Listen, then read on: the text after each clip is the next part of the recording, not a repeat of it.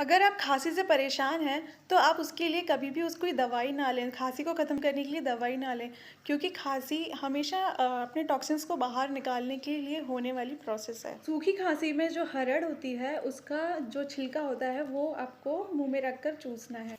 शहद में इलायची और सौंठ मिलाकर आपको उसको दिन में 3 बार लेना है।